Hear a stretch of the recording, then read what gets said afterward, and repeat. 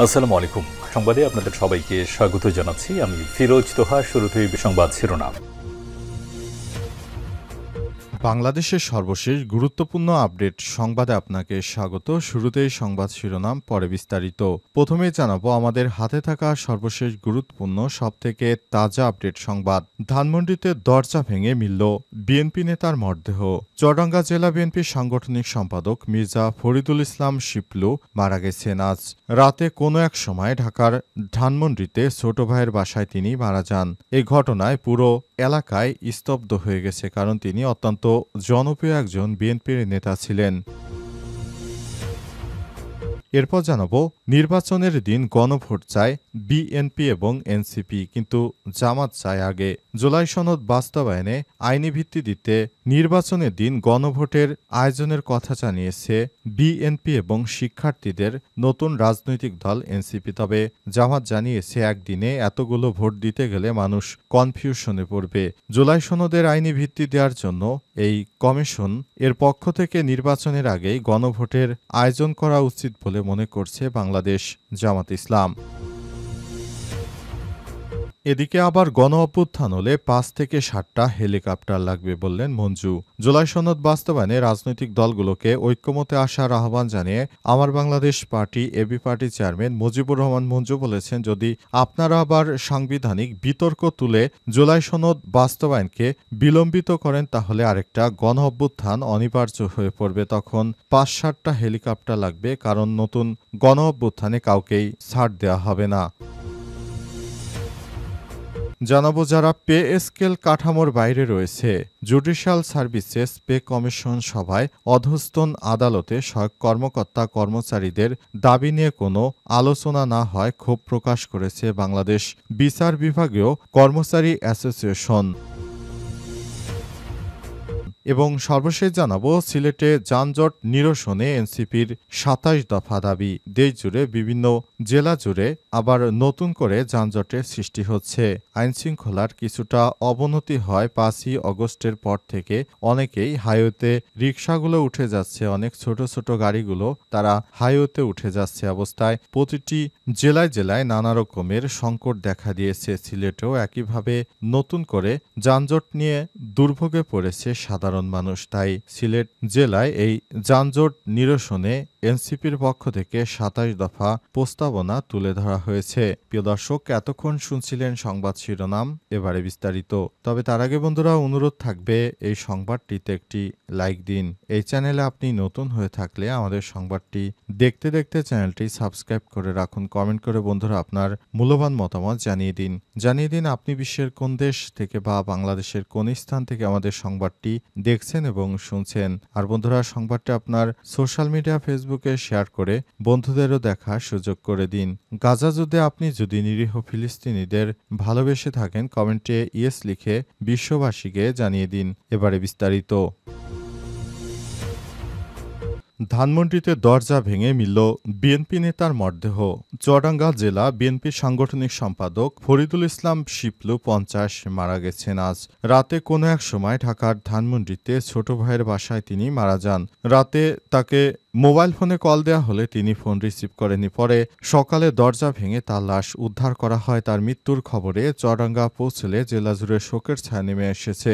BNP নেতা শিপলু ছিলেন চুয়াডাঙ্গা জেলা ছাত্র দলের সাবেক সভাপতি ও বর্তমান জেলা বিএনপির সাংগঠনিক সম্পাদক। তিনি চুয়াডাঙ্গা কোটপাড়া প্রাপ্ত মির্জা আব্দুল হক ও মির্জা আমেনা হকের বড় ছেলে। পারিবারিক সূত্র থেকে জানা গেছে তিনি বিএনপির রাজনীতির সঙ্গে যুক্ত ছিলেন। তবে হঠাৎ করে তিনি কী কারণে মারা গেলেন সে বিষয়টি রহস্যজনক হতে পারে। বিষয়ে অনেকেই দ্বিধাদ্বন্দ্বের মধ্যে পড়েছে।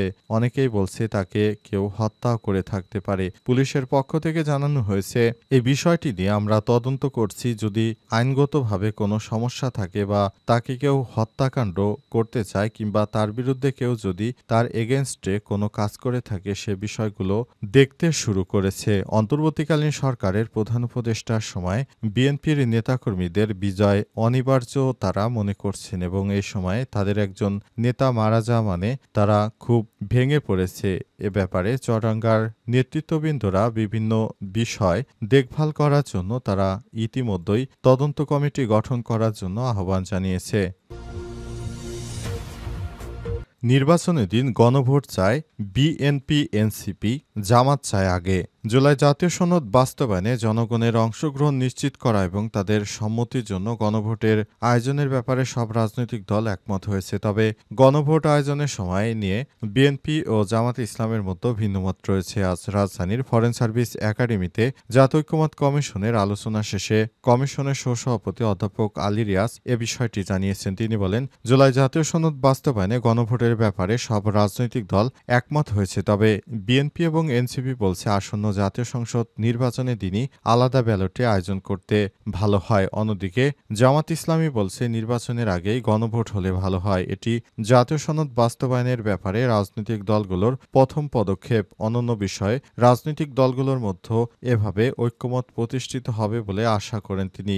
অধ্যাপক আলী রিয়াজ বলেন, কমিশন সনদ বাস্তবায়নে সরকারের কাছে এক প্রকার বা একাধিক সুপারিশ আগামী 10 অক্টোবরের মধ্য দেবে। তার আগে আগামী 8 অক্টোবর রাজনৈতিক দলগুলোর সঙ্গে আবারও বৈঠক অনুষ্ঠিত হবে। আগামী বছরের ফেব্রুয়ারিতে নির্বাচনের মাধ্যমে যে আইনসভা গঠিত হবে এবং সে আইনসভা জুলাই জাতীয় সনদের ভিত্তিতে যেসব সংস্কার করবে তা যেন টেকসই হয় সে ব্যাপারে রাজনৈতিক দলগুলোর মধ্যে কার্যত ঐক্যমত রয়েছে বলে জানান কমিশনের সভাপতি।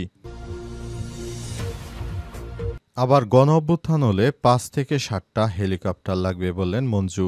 জুলাই সনদ বাস্তবায়নে রাজনৈতিক দলগুলোর ঐক্যমতে আসার আহ্বান জানিয়ে আমার বাংলাদেশ এবি পার্টির চেয়ারম্যান মুজিবুর রহমান মঞ্জু বলেছেন, আবার যদি দেশে জুলাই সনদ নিয়ে কোনো কারচুপি হয়, অর্থাৎ কেউ যদি জুলাই সনদ বাস্তবায়নের ব্যাপারে তারা নানাভাবে সমস্যা ক্রিয়েট করার চেষ্টা করে, তাহলে দেশের মধ্যে আবার বড় ধরনের গণঅভ্যুত্থান সৃষ্টি হবে বলে জানিয়েছেন তিনি মনে করেন, যদি জুলাই সনদ নিয়ে কোনো রাজনৈতিক দল নয়ছয় করে, যেটা ইতিমধ্যেই আমরা বিএনপির কথায় পরিলক্ষিত হচ্ছি। বিএনপি যেটা বলছে, যদি জুলাই সনদ বাস্তবায়ন না হয় এবং সে অনুযায়ী যদি কাজ না করা যায়, তাহলে দেশে আবারও গণ অভ্যুত্থান হবে। এই গণ অভ্যুত্থানের মাধ্যমে আমরা বলতে চাই, এবার গণ অভ্যুত্থান হলে 5 থেকে 7টা হেলিকপ্টার লাগবে। তা না হলে এই গণ অভ্যুত্থান আপনারা কোনোভাবেই দমন করতে পারবেন না।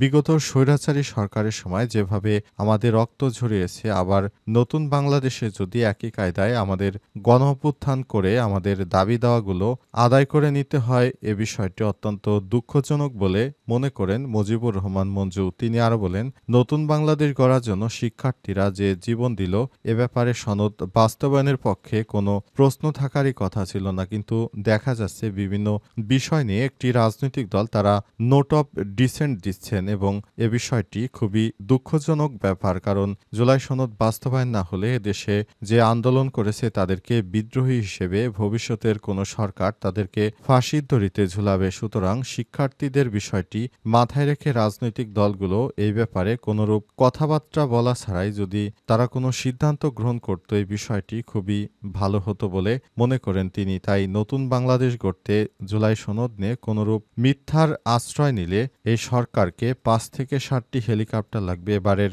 গণ অভ্যুত্থান ঠেকাতে। যারা পে স্কেল কাঠামোর বাইরে রয়েছেন, জুডিশিয়াল সার্ভিস পে কমিশনের সভায় অধস্তন আদালতের সহায়ক কর্মকর্তা কর্মচারীদের দাবি নিয়ে কোনো আলোচনা না হয় ক্ষোভ প্রকাশ করেছে বাংলাদেশ বিচার বিভাগীয় কর্মচারী অ্যাসোসিয়েশন। আজ সংগঠনটির সভাপতি রেজন খন্দকার ও সাধারণ সম্পাদক কাজী মোহাম্মদ সালাউদ্দিন স্বাক্ষরিত এক সংবাদ বিজ্ঞপ্তিতে এই ক্ষোভ জানানো হয়। একই সঙ্গে তাদের জুডিশিয়াল সার্ভিস বেতন স্কেলের আলোকে বেতন ভাতা প্রদান সহ বিদ্যমান জুডিশিয়াল সার্ভিস বেতন স্কেলের 1ম থেকে 6ষ্ঠ গ্রেডে পরবর্তী 7ম থেকে 12তম গ্রেডভুক্ত করার দাবি জানানো হয়। বিজ্ঞপ্তিতে বলা হয়েছে, গত 29শে September Bangladesh judicial service pay কমিশনের প্রথম সভা অনুষ্ঠিত হয়। সভায় কমিশনের কর্মপদ্ধতি নির্ধারণ এবং বাংলাদেশ জুডিশিয়াল সার্ভিসের সদস্যদের বেতন ভাতা এবং অন্যান্য সুবিধা নির্ধারণ বিষয়ে প্রাথমিক আলোচনা অনুষ্ঠিত হলে অধস্তন আদালতের কর্মরত সহায়ক কর্মকর্তা কর্মচারীদের ন্যায্য দাবি স্থান পায়নি। সবার সিদ্ধান্ত মোতাবেক সাবেক কমিশন অন্তর্বর্তীকালীন সরকারের প্রধান উপদেষ্টা, প্রধান বিচারপতি বিচারপতি অন্তর্বর্তীকালীন সরকারের অর্থ উপদেষ্টার সঙ্গে সৌজন্য সাক্ষাৎ করবেন। এছাড়াও 9 অক্টোবর কমিশন সংশ্লিষ্ট অংশীজন বাংলাদেশ জুডিশিয়াল সার্ভিস অ্যাসোসিয়েশন, আইন মন্ত্রণালয়, আইন কমিশন ও বিচার প্রশাসন ইনস্টিটিউট এর সঙ্গে বিচারকগণের বেতন ভাতা এবং অন্যান্য সুযোগ সুবিধা নির্ধারণ বিষয়ে মতবিনিময় করবেন, কিন্তু সহায়ক কর্মকর্তা কর্মচারীরা আলোচনার বাইরে। এ বিষয়ে সংগঠনটির সভাপতি মোহাম্মদ রেজওয়ান খন্দকার বলেন, বাংলাদেশের প্রধান বিচারপতির স্বাধীন বিচার বিভাগ প্রতিষ্ঠায় যে রোডম্যাপ ঘোষণা করেছেন তাতে অধস্তন আদালতের সহায়ক কর্মকর্তা কর্মচারীদের ন্যায্য দাবি অধস্তনের কোনো প্রতিফলন নেই।